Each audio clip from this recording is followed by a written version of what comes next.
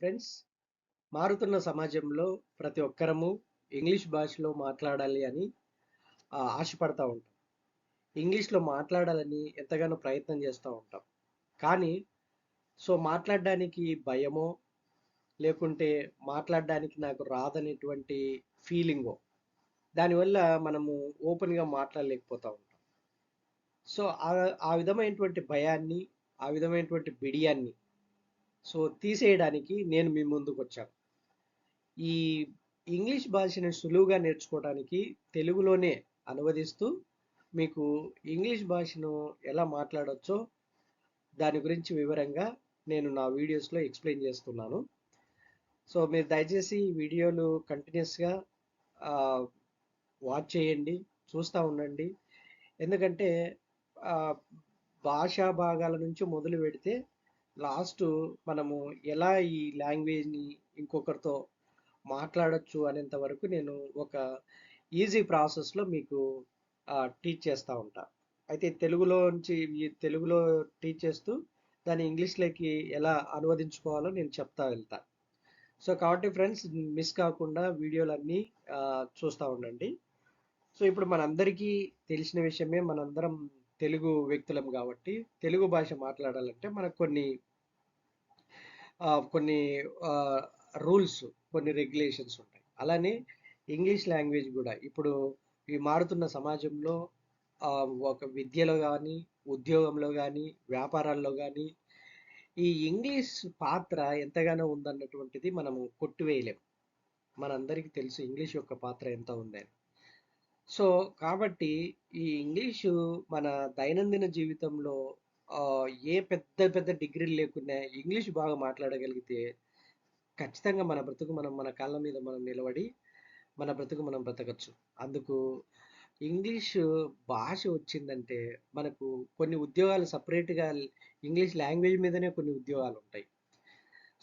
దాన్ని దృష్టిలో పెట్టుకొని ఎంతోమంది యువత ఇంగ్లీష్లో మాట్లాడాలన్నటువంటి వాళ్ళ ప్రయత్నానికి నా వంతు సపోర్టుగా ఈ వీడియోల ద్వారా అందిస్తాను. ఇప్పుడు ఏదైనా ఒక భాష మనం మాట్లాడుతూ ఉంటే ఆ భాష అనేది ఏంటి? కొన్ని శబ్దాల యొక్క కలయిక, అంతే కదండి. తర్వాత మనం రాసే భాష ఉంటుంది, మనం రాస్తాం కదా, రాసే భాష మనం ఏదైతే పలుకుతున్నామో ఆ శబ్దానికి అనుగుణంగా ఉండేటువంటి కొన్ని అక్షరాల కలయిక. మళ్ళీ చెప్తాను చూడండి. ఏదైనా భాష అంటే కొన్ని శబ్దాల యొక్క కలయిక. మనం రాసే భాష ఆ శబ్దాలకు అనుగుణంగా ఉండేటువంటి అక్షరాల యొక్క కలయిక. అయితే మనము ఈ అక్షరాలను పేరిస్తే పదాలు ఏర్పడతాయి. అలానే ఈ పదాలను కలిపితే అది ఒక వాక్యంగా తయారవుతుంది. ఆ వాక్యంగా తయారైనటువంటి ఆ యొక్క వాక్యమే కొన్ని కొంత భాషగా భాషగా అది ఉపయోగపడుతుంది. అట్లా అయినంత మాత్రాన మనం కొన్ని పదాలు కూర్చినంత మాత్రాన అది ఒక అర్థం ఇచ్చేటువంటి వాక్యం అవుతుందని చెప్పలేం. ఎందుకంటే మన దగ్గర ఉన్న కొన్ని పదాలను కలిపితే అది అర్థవంతమైనటువంటి వాక్యం కావాలి. దాన్ని మనం ఇంగ్లీష్లో ఏమంటామంటే ఫస్ట్ మన భాషకు ఉపయోగించేటువంటి శబ్దాలను సౌండ్స్ అంటాం, అక్షరాలను లెటర్స్ అంటాం. తర్వాత ఆ అక్షరాలను ఉపయోగించి కొన్ని పదాలను తయారు చేసి దాన్ని వర్డ్స్ WORDS వర్డ్స్ అంటాం. ఆ వర్డ్స్ను ఉపయోగించి వాక్యాలు తయారు చేస్తాం. ఆ వాక్యాలను ఇంగ్లీష్లో సెంటెన్సెస్ అంటాం. ఇది సౌండ్స్, లెటర్స్, వర్డ్స్, సెంటెన్సెస్. మన మన భాషలో వచ్చేటువంటి ఆ శబ్దాల కలయిక అది ఒక అక్షరాల కలయికకు దారితీస్తుంది. అక్షరాల కలయికను కూరిస్తే పదాలైతాయి, పదాలను కూరిస్తే వాక్యాలైతాయి. ఈ విధంగా నేను ఇప్పుడు మీకు ఒక ఎగ్జాంపుల్ ఇస్తాను. ఏదంటే ఇక్కడ ఎగ్జాంపుల్ ఏమంటే, ఇప్పుడు సపోజ్ గాడ్ అన్నా అనుకోండి. నేను పలికినప్పుడు వచ్చినటువంటి శబ్దం ఏంటంటే గాడ్. ఆ శబ్దాన్ని నేను లెటర్స్లో పెట్టాను అనుకోండి. ఆ లెటర్స్ ఏమవుతాయి? GOD. డి కదండి. సో నేను పలికిన శబ్దానికి ఆ శబ్దాన్ని నేను లెటర్స్లో పెడితే జిఓడి అయింది, రైట్.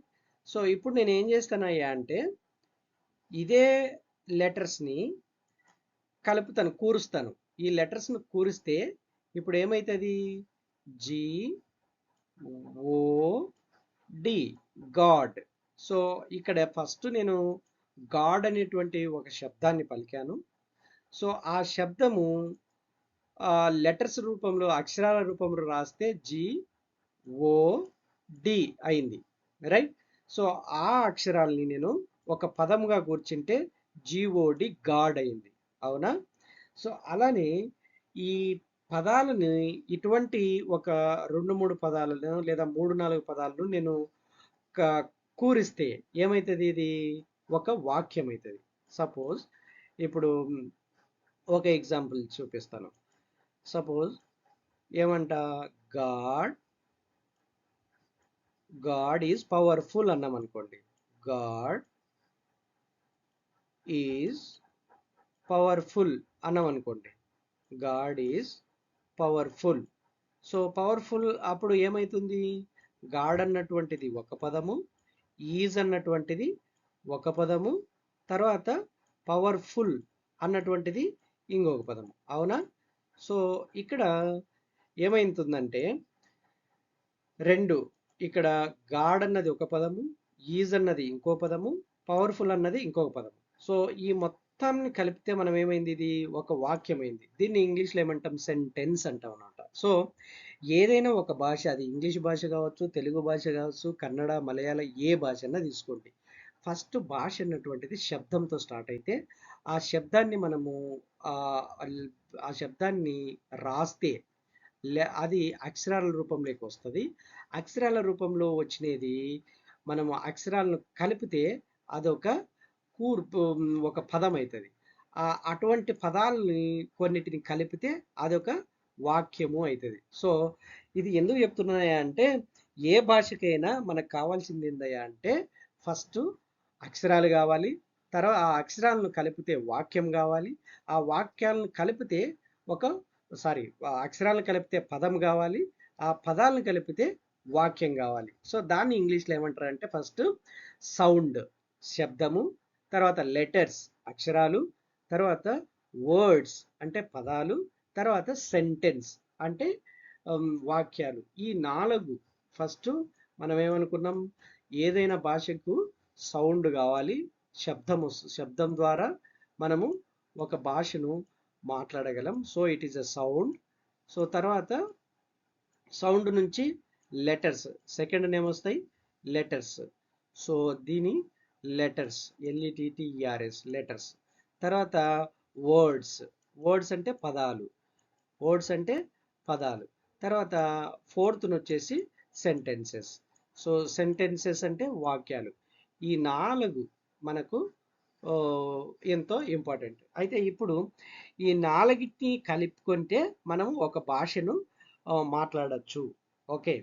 అయితే ఇప్పుడు ఈ భాష ఎంత అర్థవంతంగా మాట్లాడాలి అనేది, సో మనం ఊరికే గడగడగడ మాట్లాడింది కాదు కదా, మనం మాట్లాడితే అవతల వ్యక్తికి అర్థమయ్యి మళ్ళీ మనకు జవాబు ఇవ్వాలి. సో అలా ఉండాలి మనం మాట్లాడిన భాష. సో దానికోసము ప్రతి భాష, అది ఇంగ్లీష్ కావచ్చు, తెలుగు కావచ్చు, కన్నడ కావచ్చు, ప్రతి భాషకు కొన్ని నియమాలు, కొన్ని కట్టడలు, కొన్ని నిబంధనలు ఉంటాయన్నమాట.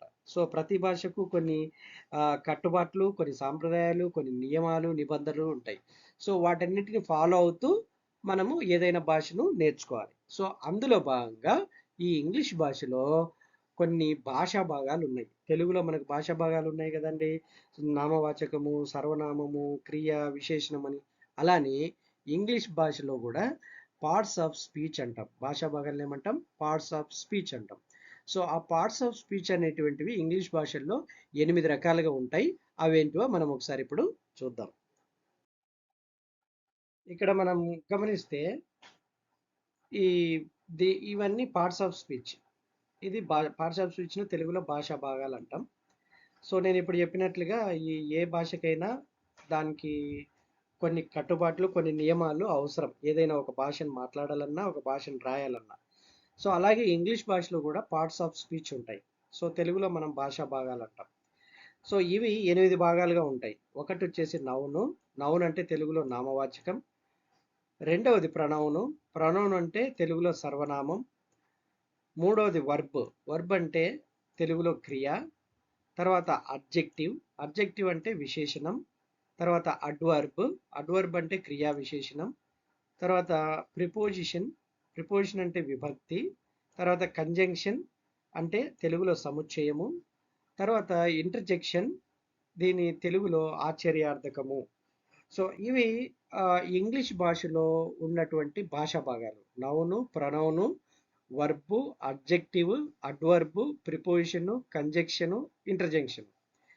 సో ఇవి మనకు ఈ భాషా భాగాలిగిన ఏ భాష అయినా, ఇప్పుడు తెలుగు భాషలో అయినా మనకు నామవాచకం, సర్వనామం, క్రియా విశేషణం, విభక్తి, సముచ్చయం, ఆశ్చర్యకార్థం ఇవి తెలిసింటే మనము భాషను ఎంత ఆమ్, అర్థవంతంగా మాట్లాడతామన్నది మనకు తెలుస్తుంది. అలాగే ఇంగ్లీష్ భాషలో కూడా మనము ఈ పార్ట్స్ ఆఫ్ స్పీచ్ 8 భాగాలు తెలిస్తే మనము ఈజీగా ఏ ఏ పదాలను ఎలా మాట్లాడాలి ఇంగ్లీష్ భాషలో అన్నది అర్థమైపోతుంది. సో ఇప్పుడు నేను జస్ట్ ఈ పైన ఇచ్చినటువంటి ఈ భాగాలు వీటన్నిటి ఒకదాని గురించి ఒకటి మనం క్లియర్గా విపులంగా చూద్దాం. ఎందుకంటే మనం ఆ, ఇంగ్లీష్లో ఆ, తెలుగు ఇంగ్లీష్ రానటువంటి మన స్నేహితులు ఈజీగా అర్థం చేసుకోవాలి కాబట్టి ఒక్కొక్క దాని గురించి విపులంగా మాట్లాడి ఎక్కడ దాన్ని ఉపయోగించాలి, దాన్ని ఎలా ఉపయోగించాలి ఇంగ్లీష్ లాంగ్వేజ్లో, ఎవరితో మాట్లాడుతున్నప్పుడు ఏ విధమైనటువంటి ఆ, మ్, ఈ పార్ట్స్ ఆఫ్ స్పీచ్ని ఉపయోగించాలి, తర్వాత దేనికి ఏ పార్ట్స్ ఆఫ్ స్పీచ్ని ఉపయోగించాలి అన్నటువంటి విషయాలతో నేను ఒక్కొక్క దాని గురించి విపులంగా నెక్స్ట్ వీడియోలో డిస్కస్ చేస్తాను. ఆ వీడియోలో చూడండి. అంతేనా ఫ్రెండ్స్? సో మీరు ఇంగ్లీష్ సులభతరంగా నేర్చుకోవాలంటే నా వీడియోలన్నిటినీ కంటిన్యూస్గా చూస్తూ ఉండండి. మీకు ఈజీగా ఇంగ్లీష్ భాష నేర్చుకోవడానికి అవకాశం ఉంటుంది. Thank you friends.